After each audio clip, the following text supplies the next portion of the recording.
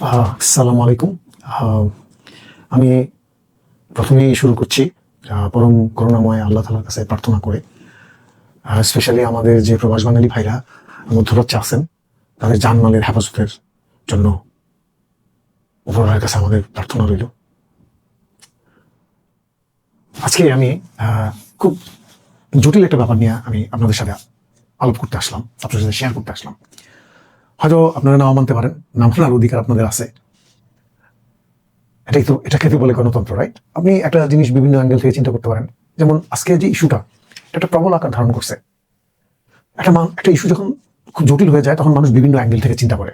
আমি একটা অ্যাঙ্গেল থেকে চিন্তা করলাম যে ইরানে কিন্তু প্রচন্ড রক্তক্ষয়ী যুদ্ধ হইতেছে, কিন্তু আমার কোশ্চেনটা হইল যে এখনো রাশিয়া চায়না কেন ফিল্ডে নামতেছে না? Why? What is the reason? ঠিক আছে, ইরানের আশেপাশে যে প্রতিবেশীরা, এরা তো সবসময় ইরানের বিরুদ্ধে ছিল, বিকজ অফ দ্য সিয়া সুন্নি একটা ডিভাইডের কারণে। আর তাছাড়া ইরানের আশেপাশে যেসব দেশগুলি সব রাজতন্ত্র, ওমান বলেন, কুয়েত, কাতার বলেন, সব রাজতন্ত্র। ইরান তো আর রাজতন্ত্র না। ইরানের রাজতন্ত্র শেষ হয়ে গেছে 1979-এ রেজা শাহ পাহলভি যখন পালিয়ে আমেরিকা চলে গেলেন। তো যাই হোক, এখন রাশিয়া আর চায়না কেন ডাইরেক্ট অংশগ্রহণ করতেছে না? এটা কারণটা কি? দেখেন, পৃথিবীতে মানে অনেক কিছুর কারণ, কিন্তু আমার মনে হয় 90% প্রবলেমের একটা কারণ হলো ফাইন্যান্স, অর্থনীতি। যেমন আপনি গুগল করেন, এই যে দেখেন গুগলে আছে যে মানে আমেরিকার নাম্বার 1 বিজনেস পার্টনার হলো চায়না। মানে পৃথিবীর জিডিপির 45% অলমোস্ট চায়না আর আমেরিকার সাথে ব্যবসা হয়। ইয়ারলি চায়নাকে আমেরিকা $500 বিলিয়ন ব্যবসা দেয়, আর চায়না আমেরিকাকে দেয় 300 বিলিয়ন। আমেরিকা কিন্তু ঘাটে আছে, মানে ট্রেড ডেফিসিট আছে আমেরিকার। এই জন্য আমেরিকা মাঝে দিয়ে দেখেন না, চায়নার উপরে ট্যারিফ বসায় একটা ব্যালেন্স আনতে চাইছিল। তারপরে দেখেন ইরানের সাথে চায়নার 7 থেকে 8 বিলিয়নের, আপনি দেখেন গুগলে 7 থেকে 8 বিলিয়নের ব্যবসা আছে। তো আমার কোশ্চেন হলো কি, কোনো ব্যবসায়ী তার $500 বিলিয়ন কাস্টমারকে কি উত্ত্যক্ত করবে তার $7-8 বিলিয়ন ব্যবসা করার জন্য? আমি জানি না ইন ফিউচার ইরান রে দাঁড়া করাইয়া চায়না কখন আমেরিকাকে ডিঙ্গাইবে ইরানের তেল দিয়া, এই অঙ্ক আমার এখনো মাথায় ঢোকে না। কিংবা পৃথিবীর কন্ট্রোল নিবে ইরানের সাথে একসাথে থাকলে। আর রাশিয়ার কথা তো বাদই দিলেন, আমি জানি না আপনারা রাশিয়ার জিডিপি জানেন কিনা। রাশিয়ার জিডিপি ইভেন ইন্ডিয়ার থেকেও কম। ইন্ডিয়ার 4 ট্রিলিয়ন, রাশিয়ার বোধহয় 3.5 ট্রিলিয়ন। ও তো ইউক্রেনের সাথে যুদ্ধ করে অলরেডি, মানে ইউক্রেনের যেই পয়সা খরচ করছে যুদ্ধ করতে গিয়া, ও আরেকটা ইউক্রেন বানাইতে পারতো। এটা নেটোরেই কিন্তু ওরা যুদ্ধে ঢুকাই দিচ্ছে জেলেনস্কিকে দিয়া। তো এখন কি দাঁড়াইলো ব্যাপারটা? আমেরিকার প্ল্যানটা কি? আমেরিকার যে দুষ্টু বুদ্ধিটা সেটা কি?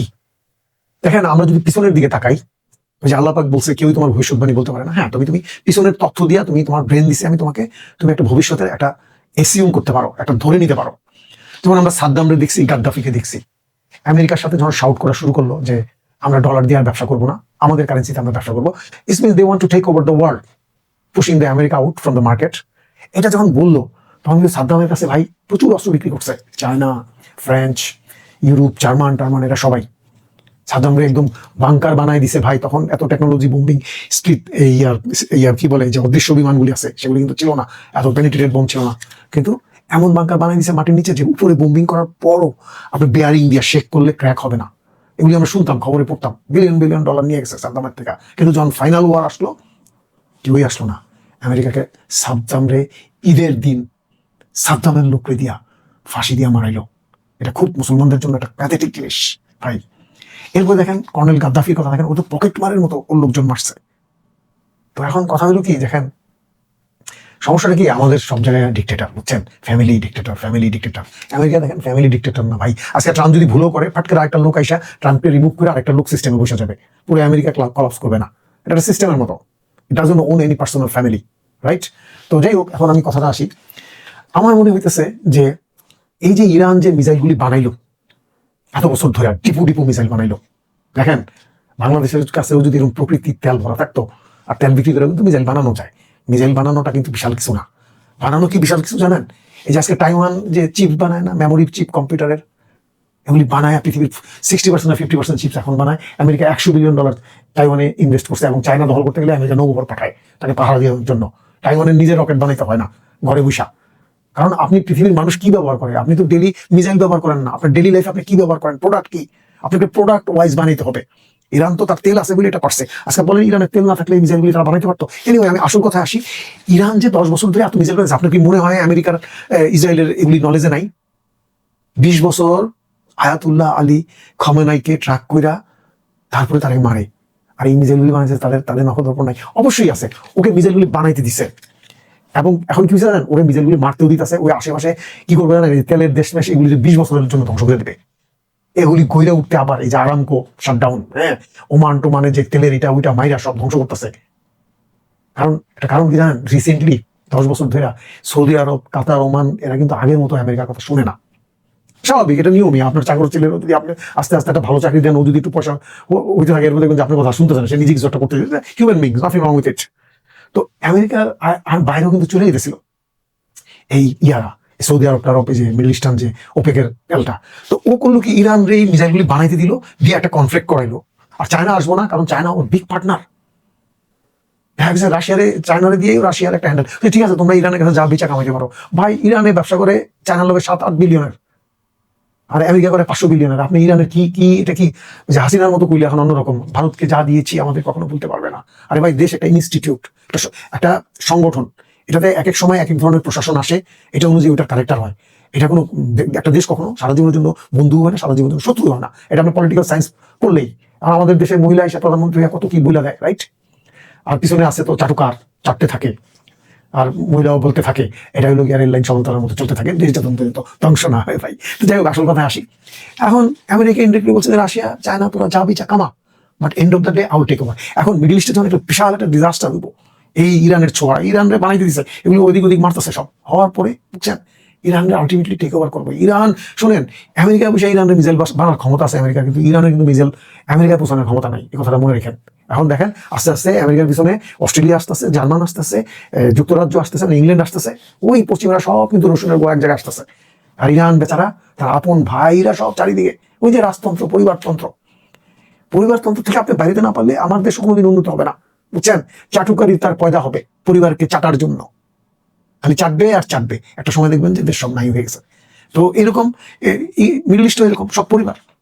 তো যাই হোক, এখন কি হবে, এই মিডল ইস্টের তেলগুলি যখন বিহাইন্ড হয়ে যাবে প্রোডাকশনে, তেলের আকাশচুম্বী প্রাইস হবে। এই যে দেখেন, আমেরিকা কিন্তু ভেনেজুয়েলা নিয়ে নিছে। আমেরিকার নিজেরও তেল আছে, অনেক উঠায় না।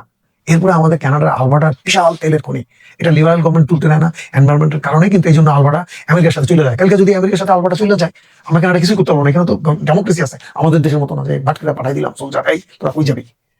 তো হিসাবটা কি দাঁড়াইলো বলেন? এই যে হিজবুল্লাহ, তারপর ইয়াতে প্যালেস্টাইনে, এদেরকে আস্তে আস্তে মারছে ইসরায়েল আমেরিকার সাথে মিলা, বুঝছেন? এরপরে আস্তেই করে ইরানরে ধরছে, ইরানরে কিন্তু মিসাইলগুলি বানাইতে দিছে। ভাই, আপনারা যেই যত প্রাউড হন ইরান এত মিসাইল বানাইছে। আমি একটা উদাহরণ দিই, এই যে আপনি একটা গার্মেন্টস বানাইলেন, মনে করেন আপনার গার্মেন্টস এর প্রোডাক্ট কি, মনে করেন শার্ট বানান, টি শার্ট বানান, কোট বানান, হোয়াটএভার ইট ইজ, হ্যাঁ। এখন আপনার গার্মেন্টস এর যদি পাহারাদার হয় 5,000 আর শ্রমিক যদি হয় 500, তাহলে কি আপনার গার্মেন্টস এর কোনো উন্নতি হইব বলেন? আপনার গার্মেন্টস তো পাহারাদার যে প্রোডাক্টটা বন্দুক নিয়ে খেলাইছে, ওর সার্ভিস বিক্রি করতে পারবে না। আপনার গার্মেন্টস বিক্রি করে গুডস, মানে T shirt, men's wear, ladies wear বিক্রি করে। ঠিক ইরানের অবস্থাটা হয়েছে এরকম। ঠিক আছে, জিওগ্রাফিক্যালি ওদের তেল আছে, এগুলি বিক্রি করছে, মানে ব্ল্যাক মার্কেটে আন্ডার টেবিলে, যখন আমেরিকা স্যাংশন দিয়েছে, দিয়ে এগুলি দিয়ে আপনি মিসাইলই বানাইছে। কিন্তু আপনি মিসাইল বানাইলে কি করবেন? দেখেন, রাশিয়া কিন্তু মিসাইল কিন্তু আমেরিকার থেকে বেশি আছে।